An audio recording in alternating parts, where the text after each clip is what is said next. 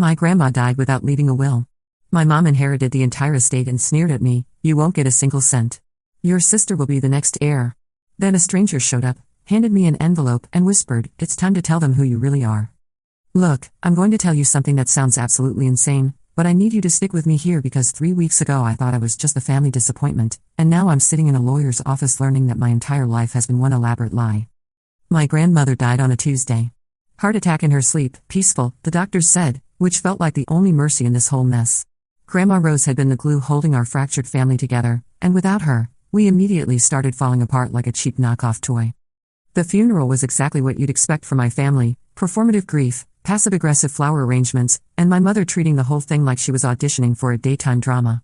She dabbed at dry eyes with tissues while simultaneously making mental notes about who brought the most expensive casseroles. Poor Rose never got around to updating her will, Mom announced to anyone within earshot, her voice carrying that particular brand of fake sympathy she'd perfected over the years. Everything defaults to me as her only child. Such a burden, really, inheriting the house and all her accounts. My sister Jessica nodded along like a bobblehead, already mentally redecorating Grandma's Victorian house with her Pinterest-perfect aesthetic. At 26, Jess had mastered the art of looking concerned while calculating her future inheritance. She shot me a look across the funeral parlor, part pity, part smugness. I was the odd one out, as usual. At 28, I was still renting a studio apartment and working at a coffee shop because my English degree had prepared me for absolutely nothing practical. While Jessica pursued her MBA and dated men who wore expensive watches, I wrote poetry no one read and pretended I wasn't slowly drowning in student loans. "Don't worry, sweetie," Mom said to me after the service, her perfectly manicured hand patting my shoulder with all the warmth of a store mannequin. "I know Rose loved you, but you understand how these things work. Family estates stay in the family. Jessica will inherit everything when I'm gone, she's always been so responsible with money." The dismissal stung, but it wasn't surprising. I'd spent 28 years being the afterthought, the one who never quite measured up to whatever invisible standard my family had set. Grandma Rose had been different, though. She'd actually listened when I talked, remembered my birthday without Facebook reminders, and never made me feel like I was taking up too much space in the world. Standing there in my clearance rack dress while my family discussed property values and investment portfolios, I felt that familiar hollow if not belonging. Even in grief, I was somehow doing it wrong. That night, I sat in my cramped apartment eating leftover funeral sandwiches and going through the few things of Grandma's that Mom had deemed appropriate for me to have: some costume jewelry, a few books, and a cracked ceramic elephant that had sat on her kitchen windowsill. Nothing valuable, nothing that mattered to anyone but me. I was holding the little elephant, remembering how Grandma used to tell me it brought good luck, when someone knocked on my door. My building security was basically non-existent, so random knocks weren't unusual. But it was nearly 10 p.m., and most of my neighbors were either college students who partied elsewhere or elderly people who were definitely asleep by now. I peered through the peephole and saw a woman I didn't recognize, middle-aged, wearing a navy blazer, holding a manila envelope like it contained state secrets. "Can I help you?" I called through the door. "Are you Emma Collins?" Her voice was crisp, professional. "Depends who's asking." "My name is Patricia Wells. I'm an attorney. I have something that belongs to you." My first thought was that someone had died and left me money, which would have been hilarious given my current situation. My second thought was that this was some kind of scam, who shows up at 10 p.m. to hand-deliver legal documents. But something in her tone made me unlock the door, keeping the chain latch engaged. "I'm sorry for the late hour," she said, and she did look genuinely apologetic. "But given the circumstances, I thought it was important to reach you as soon as possible. Your grandmother Rose Collins hired me 6 months ago to handle some sensitive matters." The bottom dropped out of my stomach. "My grandmother hired you?" "She did. And she specifically instructed me to contact you after her funeral, but before any estate proceedings began." Patricia held up the envelope. "She said you'd need to know the truth before your family tries to claim what isn't theirs." I stared at the envelope like it might bite me. "What truth?"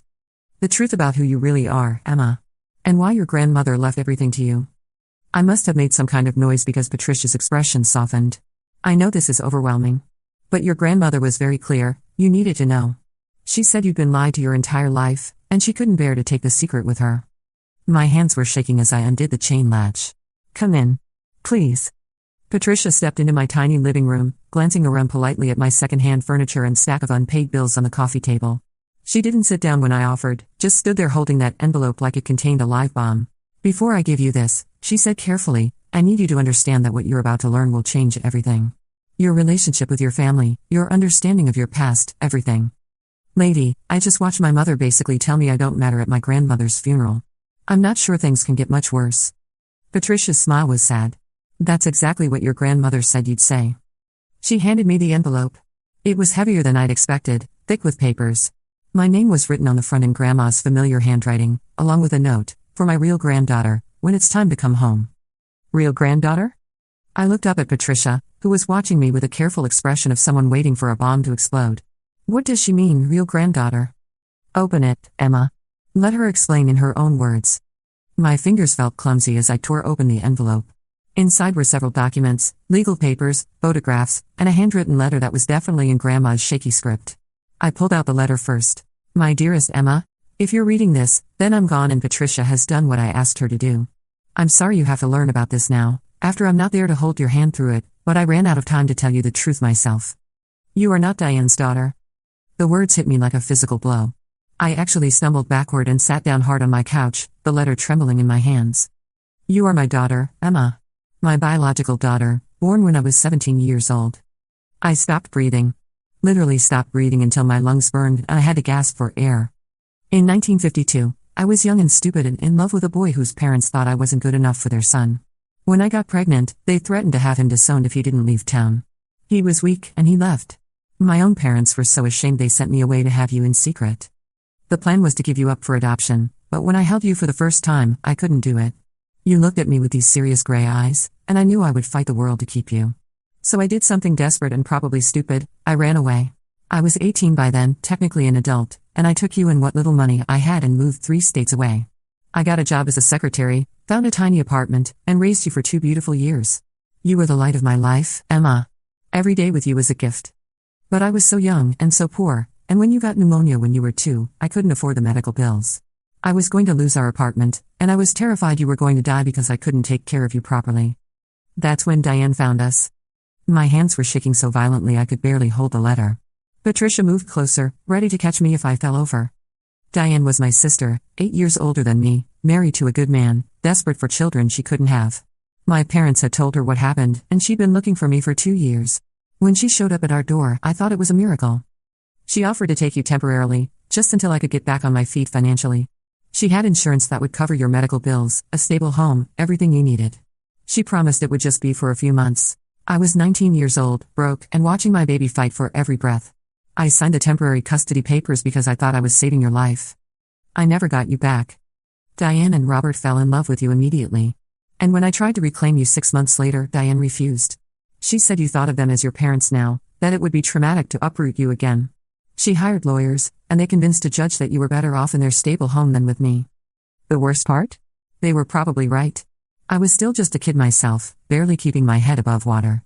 You had everything with them, a big house, financial security, opportunities I never could have given you. So I let them keep you, but I made Diane promise that I could still be part of your life. That's how I became your grandmother. I moved back home, started over, and watched you grow up from the sidelines. I thought it was enough. I thought being close to you, even as a lie, was better than nothing. But watching Diane treat you like you were less than Jessica, watching her dismiss you and undervalue you your whole life, it broke my heart every day. You are not their disappointing extra child, Emma. You are my daughter, and you are brilliant and funny and kind, and I have loved you every single day of your life. I was crying now, ugly sobs that made my whole body shake. Patricia sat down beside me and gently took the letter so I wouldn't crush it. There's more, she said softly. About the inheritance. I wiped my nose on my sleeve like a 5-year-old. How could there possibly be more? Your grandmother, your mother, spent 60 years building a considerable estate. She never married, never had other children. She worked 2 jobs for decades, invested wisely, and saved every penny she could. She did it all for you, Emma. She always planned to leave everything to you. But Mom said there was no will. There is a will. A very detailed, legally binding will that your grandmother updated just 3 months ago. She left instructions that it not be filed until after you'd been told the truth about your parentage. She wanted you to understand why she was leaving everything to you before anyone could contest it. I stared at Patricia like she was speaking ancient Greek. Everything? The house is worth about $400,000. Her investment accounts total just over $600,000. There's also a life insurance policy for $200,000. Patricia's voice was gentle but matter-of-fact. You're inheriting over $1 million, Emma. The number was so big it didn't feel real. $1 million. I'd never seen $1,000 in my bank account at one time, and now someone was telling me I was a millionaire. This is insane, I whispered. This is absolutely insane. I know it's a lot to process. My entire life has been a lie. The words came out louder than I intended. My parents aren't my parents, my grandmother is actually my mother, my sister isn't even related to me, and apparently I'm rich now? How is any of this real? Patricia handed me a tissue. I know it feels overwhelming, but Emma, you need to understand something important. Diane and Robert, they don't know that Rose had a will. They think the estate defaults to Diane as next of kin. They're already making plans for that money. The implications hit me like a slap. They're going to lose their minds when they find out. Yes. Which is why Rose wanted you to have time to process this privately before we file the will officially. She also wanted you to have these. Patricia pulled out a manila folder full of photographs. The top one showed a young woman who looked startlingly like me, holding a chubby toddler with serious gray eyes. That's you and Rose when you were 2, Patricia said. She kept every photo from those first years. I flipped through the pictures with trembling hands. There I was as a baby, reaching for the camera with tiny fingers. There I was taking my first steps in a cramped apartment. There I was asleep in Rose's arms, both of us looking peaceful and content. She really was my mother, I whispered. She was. And she never stopped thinking of you that way, even when she had to pretend to be your grandmother. I found a photo of Rose and me at what must have been my 3rd birthday. I was wearing a little yellow dress and a party hat, grinning at a homemade cake. Rose looked so young, maybe 21, and absolutely radiant as she watched me blow out candles. This was right before she lost custody, Patricia said quietly. She told me this was the last birthday she got to celebrate with you as your mother. That broke something loose in my chest, and I started crying again. All those years of feeling like I didn't quite fit, like I was somehow defective compared to Jessica, and the truth was that I was never supposed to be their daughter at all. What happens now? I asked when I could speak again. Now you decide what you want to do. Rose left very specific instructions about how to handle the inheritance reveal. She suggested having a family meeting, with me present as legal counsel, to explain the situation. She thought it would be cleaner than letting them find out when the will goes through probate. I laughed, and it came out slightly hysterical. Cleaner. Right. Because there's a clean way to tell people that they're not getting the inheritance they're already spending, and oh by the way, I'm not actually related to most of them. Rose also left you a choice, Patricia continued. The will includes provisions for you to provide financial support to Diane and Jessica if you choose to. She didn't want you to feel obligated, but she knew you might feel conflicted about taking everything. Of course she had. Even in death, Rose, my mother, was trying to protect me from guilt and difficult decisions. I looked around my tiny apartment, at the stack of overdue bills and clearance rack furniture. 3 hours ago, I'd been eating funeral sandwiches and feeling sorry for myself. Now I was apparently an heiress with a family secret that would detonate like a nuclear bomb. When do we have to tell them? I asked. The will needs to be filed within 30 days of Rose's death. That gives us about 2 weeks to decide how to handle this. 2 weeks to figure out how to tell the people who raised me that they've been lying to me my entire life, and that the inheritance they were counting on was never theirs to begin with. Can I ask you something? I said to Patricia. Did Rose ever regret giving me up? Patricia's eyes softened. She regretted it every single day. She told me that losing you was the worst thing that ever happened to her, but watching Diane treat you like a second-class citizen was a close second. She said the only thing that kept her going was knowing that someday she'd be able to give you the life you deserved. I pressed my face into my hands, overwhelmed by the weight of so much love I'd never known existed. There's one more thing, Patricia said gently. Rose recorded a video message for you. She wanted you to hear her say these things in her own voice, when you were ready. She handed me a tablet, already queued up to play. On the screen was Rose, sitting in her kitchen at the little table where we'd eaten countless meals together. She looked frail but determined, and when she started speaking, her voice was stronger than I'd heard it in months. "Hello, my darling girl," she said, and I started crying all over again. If you're watching this, then Patricia has told you the truth, and you know that you're not just my granddaughter, you're my daughter, and you always have been. She paused, gathering her thoughts, and I could see tears in her eyes too. I want you to know that every lie we told you came from love, even if it was misguided love. Diane and Robert genuinely believed they were giving you a better life than I could. And maybe they were right, in some ways.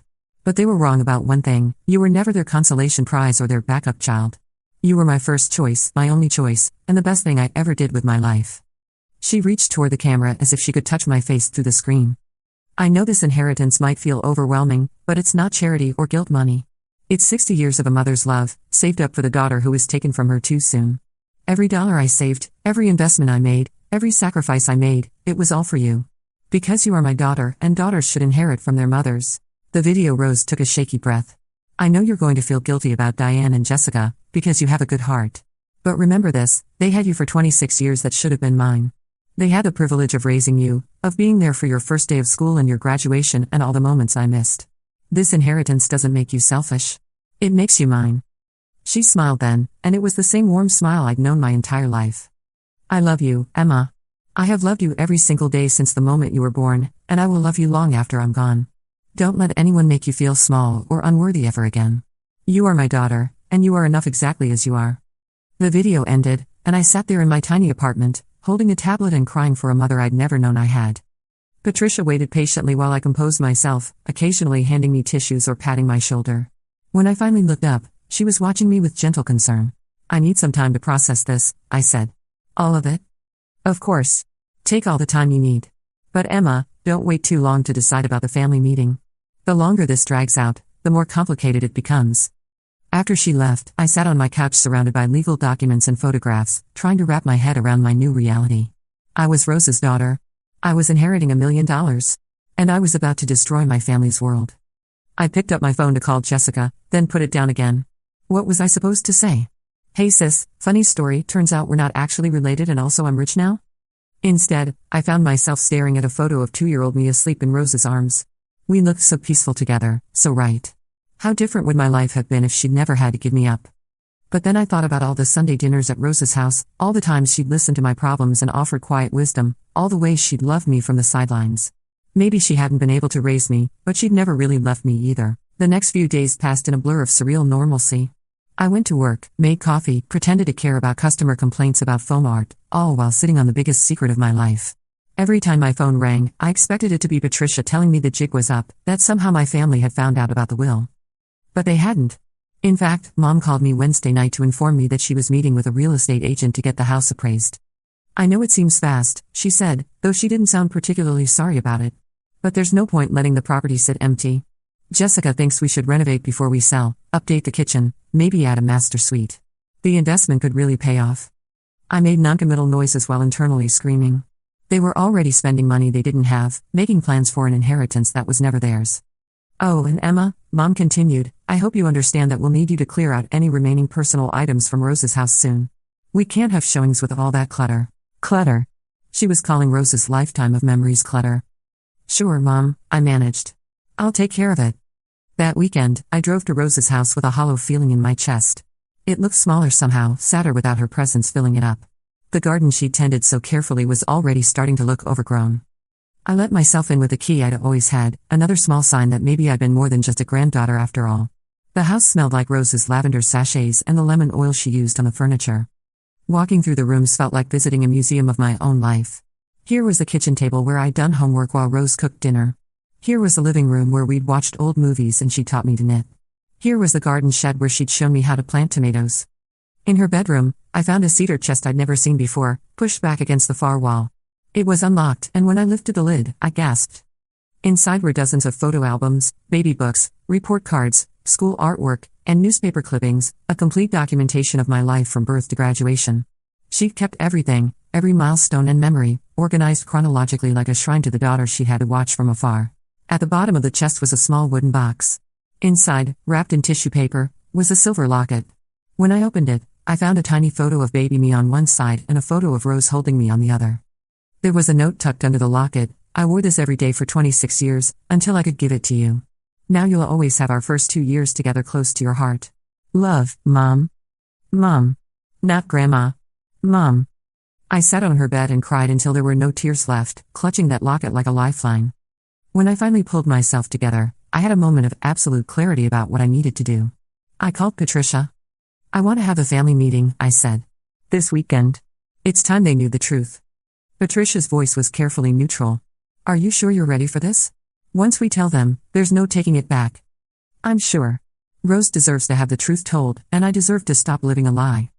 All right. Should I arrange to meet at a neutral location? I looked around Rose's bedroom, at the cedar chest full of hidden love and the photos of a life I'd never known I'd lived. No, I said. Let's meet at Rose's house. If we're going to tell this story, we should tell it where it began.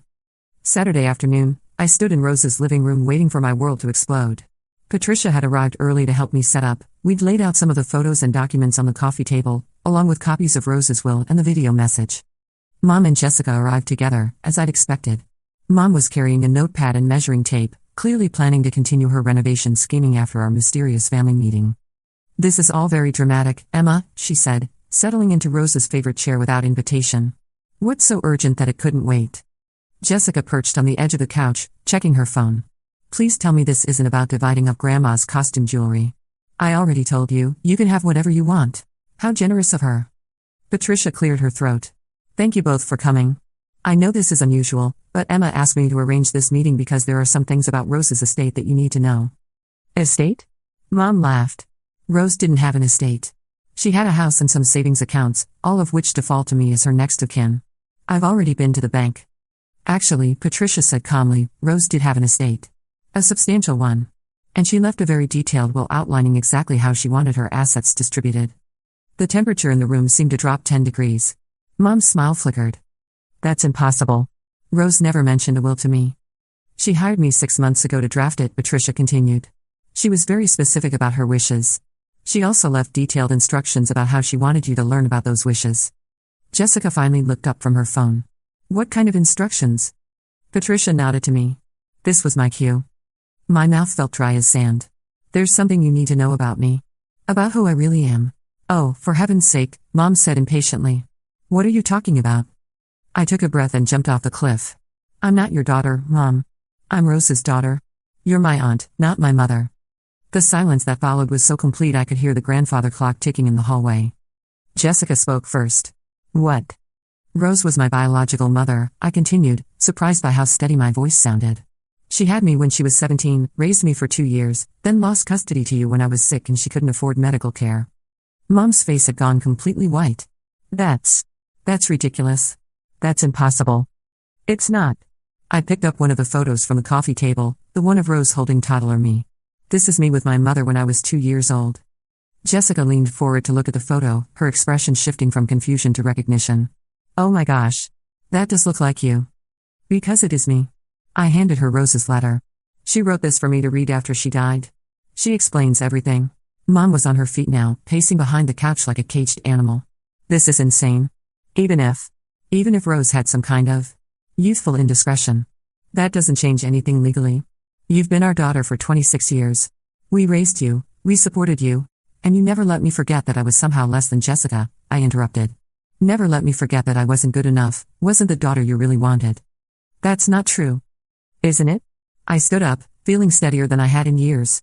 You literally told me at Rose's funeral that I wouldn't inherit anything because Jessica was the responsible one. You've spent my entire life making it clear that I was your consolation prize. Jessica was reading Rose's letter, her face growing paler with each paragraph. Mom, if this is true. It's not true. But Mom's voice was shaking now. People can forge documents, fake photographs. I also have Rose's birth certificate, Patricia said quietly, along with Emma's original birth certificate listing Rose as her mother, hospital records from Emma's pneumonia treatment, and the custody transfer documents you signed 26 years ago. Mom sank back into the chair as if her legs had given out. The custody transfer? You remember now, I said. It wasn't a question. You said it was temporary, she whispered. Rose said it was just until she got back on her feet. And you decided it didn't need to be temporary anymore. My voice was getting harder. You fell in love with having a baby, and when Rose tried to get me back, you fought her in court. Jessica looked up from the letter. Is that why Grandma Rose never married? Never had other kids? Because she already had one, you, and we took you away from her? The devastation in her voice almost made me feel sorry for her. Almost. That's exactly why, I said. She spent 60 years watching me from the sidelines, pretending to be my grandmother when she was really my mother.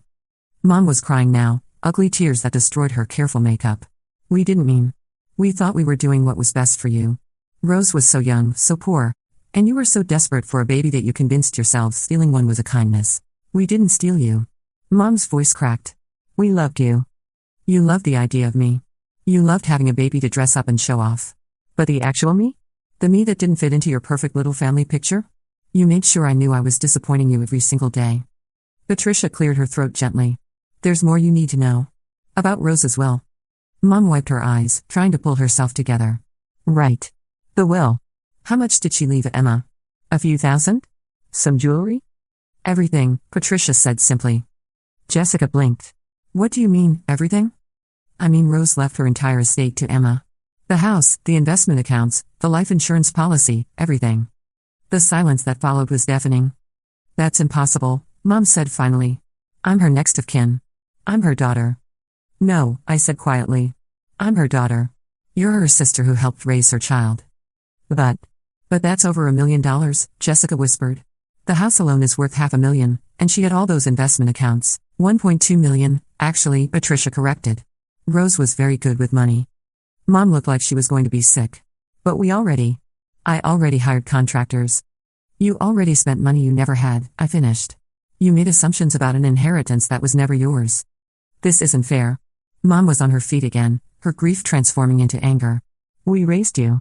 We fed you and clothed you and put you through college. We deserve something for 26 years of what? 26 years of making me feel like a burden? 26 years of treating me like your practiced child before the real daughter came along? That's not how it was.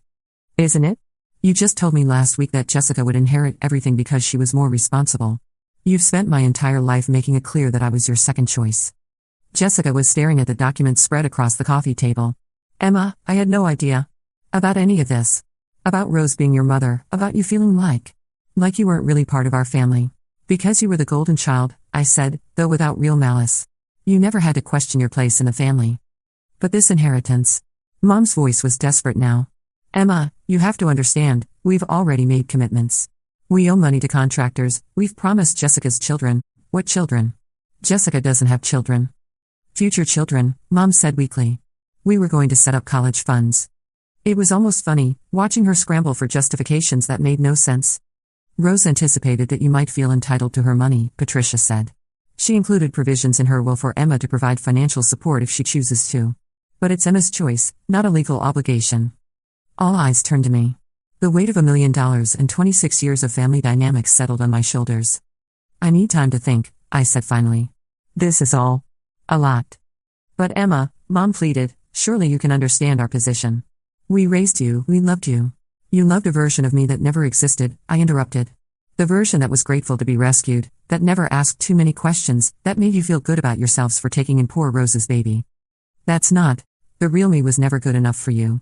The real me was too messy, too emotional, too much of a disappointment. Well, congratulations, you don't have to worry about disappointing me anymore, because I'm not actually your responsibility.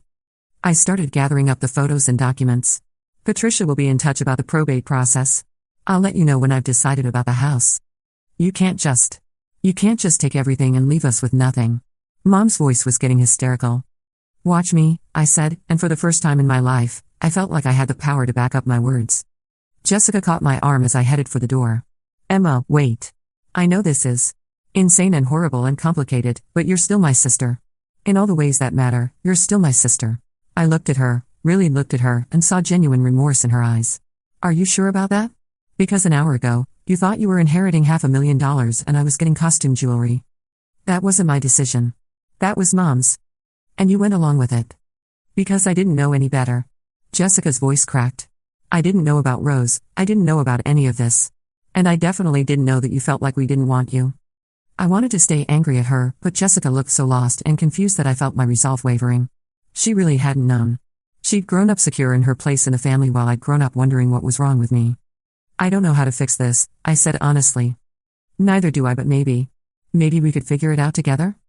Behind her, Mom was sitting in Rose's chair, staring at nothing with devastated eyes. The inheritance she'd been counting on was gone, the daughter she thought was hers had never been hers to begin with, and the sister she'd lost touch with had been loving that daughter from afar for 60 years. I almost felt sorry for her. Almost. I'll think about it, I told Jessica.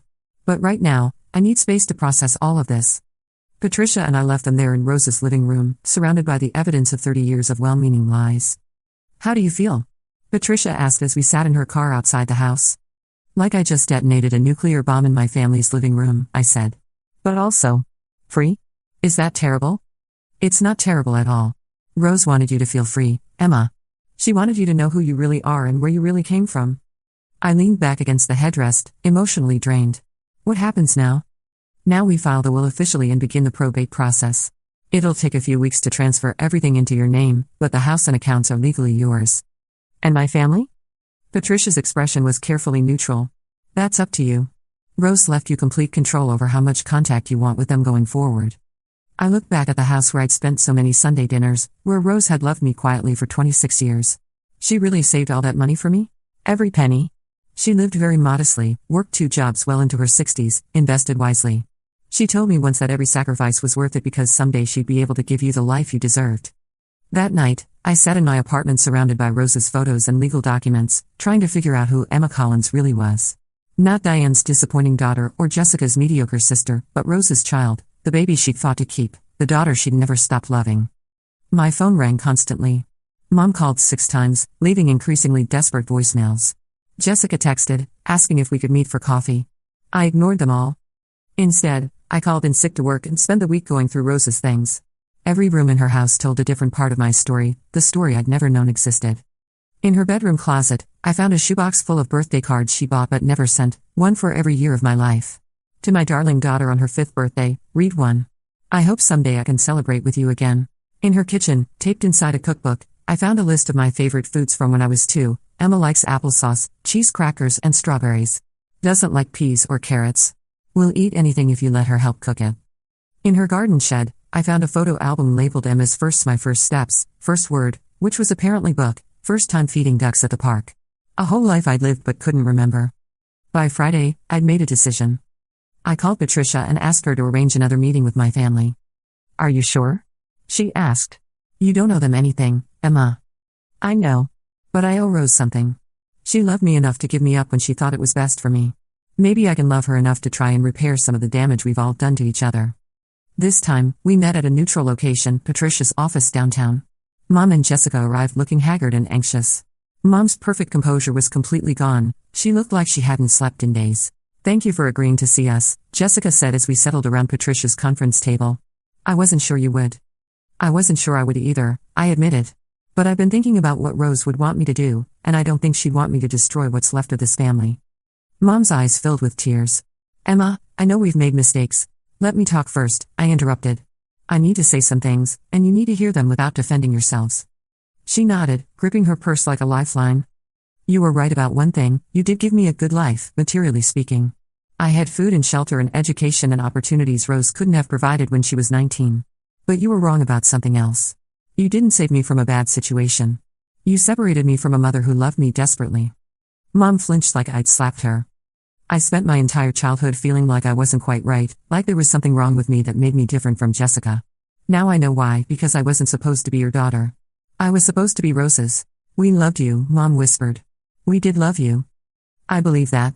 But you loved me conditionally. You loved me when I was easy and convenient, and when I made you look good. When I struggled or failed or didn't live up to your expectations, you made sure I knew I was disappointing you. Jessica shifted uncomfortably. Emma, that's not. Remember when I changed my major from business to English? You told me I was wasting my education and being selfish. Remember when I couldn't afford to come home for Christmas junior year? You guilt-tripped me for months about abandoning family traditions. Remember when I graduated and couldn't find a job right away? You constantly compared me to Jessica and her MBA and her successful boyfriend. We were trying to motivate you. You were trying to make me into someone I wasn't. Because the real me, Rose's daughter, was never who you wanted. The silence stretched uncomfortable and long. But, I continued, I've been thinking about what Rose wrote in her letter. About how the lies came from love, even if it was misguided love. And I think she was right. Mom looked up hopefully. So here's what I've decided. I'm keeping the house, it's the only place I ever felt connected to my real mother, and I'm not giving that up. But I'm going to set up a trust fund for Jessica's future children, and I'm going to pay off whatever debts you've already incurred planning for this inheritance. Mom started crying again, but these were different tears, relief mixed with gratitude.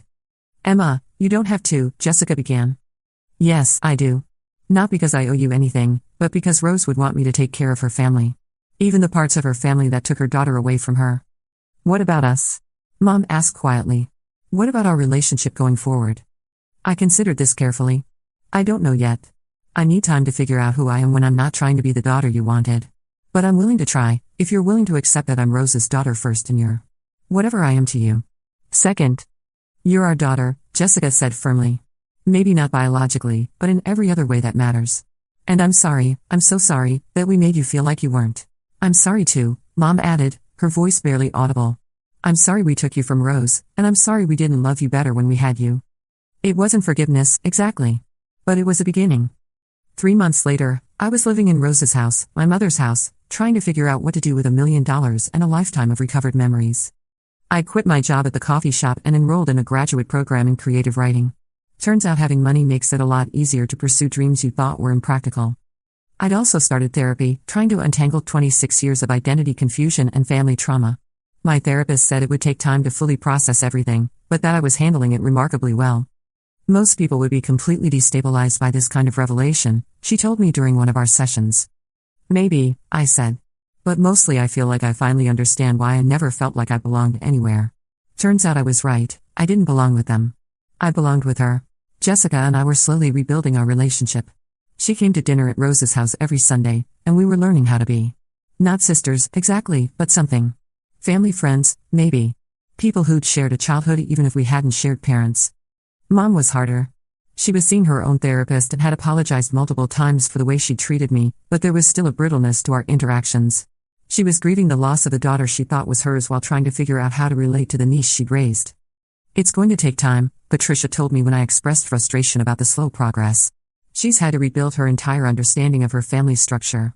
That's not easy at any age. I found Rose's, my mother's, journal in her nightstand drawer on a Tuesday evening in November. It was leather-bound and filled with 30 years of entries about watching me grow up from afar.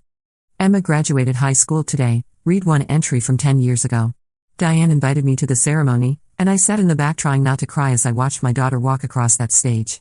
She looked so proud and happy, and all I wanted was to run down there and tell everyone that's my baby girl, my brilliant, beautiful daughter.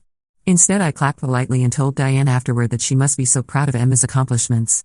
The irony almost killed me. Another entry, from my college years, Emma called me tonight to tell me about her English classes. She's so passionate about writing, just like I was at her age. I wanted to tell her that she gets her love of words from me, that I still have poems I wrote when I was pregnant with her. Instead, I told her I was proud of her and that she should follow her dreams. At least I could give her that much encouragement, even if I couldn't give her the truth. And another, from just 6 months ago, Emma looked so tired today when she came for Sunday dinner. She's working herself to death at that coffee shop, trying to pay off her student loans while Diane and Jessica talk about vacation plans and home renovations. I want to help her, but I know she'd never accept money from her grandmother. Soon though. Soon I'll be able to give her everything I should have been able to give her all along. I cried reading those entries, imagining my mother sitting alone in this house, loving me desperately but unable to claim me.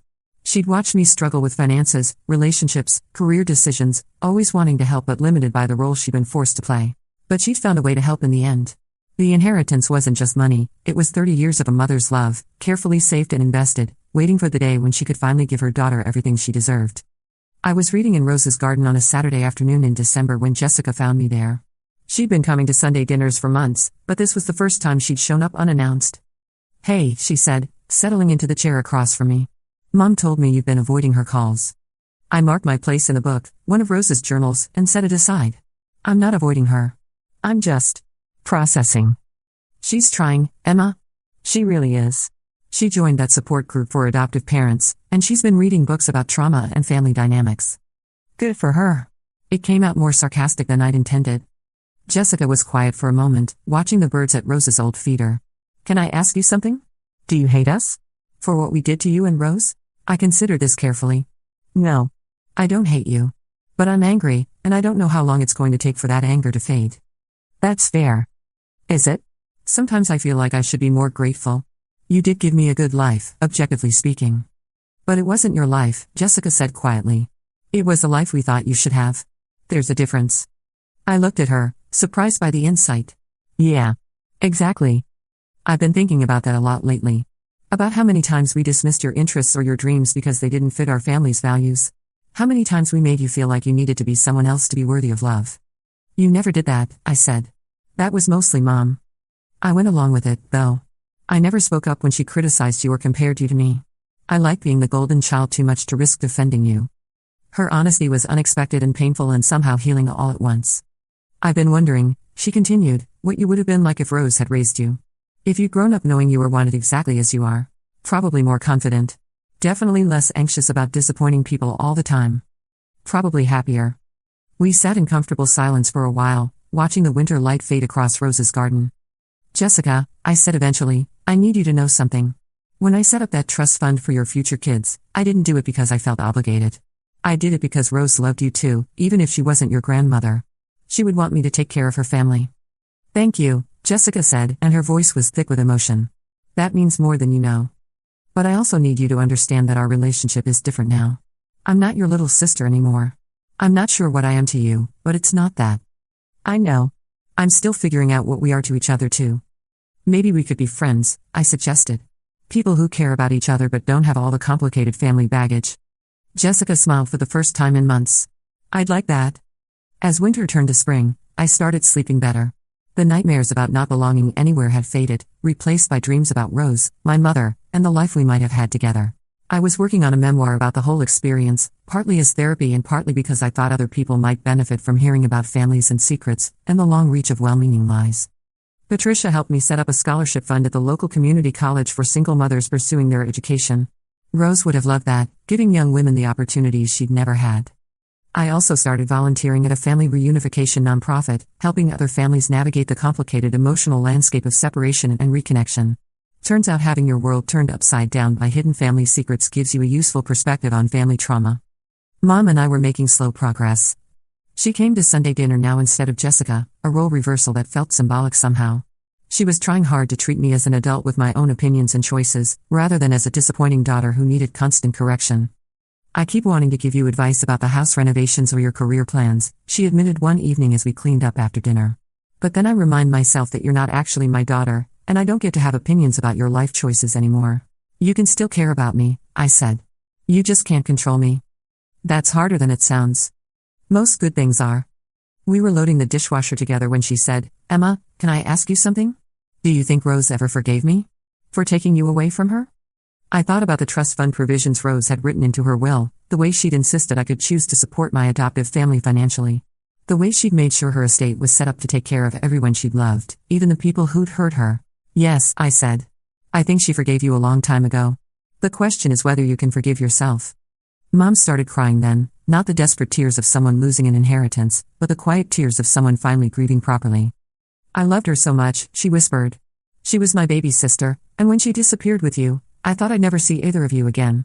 When we found you both, I thought I was saving everyone. I thought I was doing the right thing. You were trying to do the right thing. That has to count for something. But I kept you from your mother for 26 years.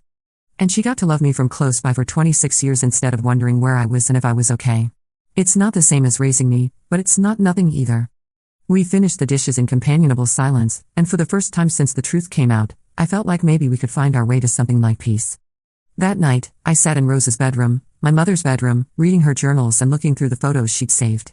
There was one picture I kept coming back to, me at age 5, gap-toothed and grinning, sitting on Rose's lap at a family barbecue. We looked happy together, both of us. Natural. Like we belonged together. I'd never remember those first 2 years with her, never recall what it felt like to be loved by my mother without conditions or complications.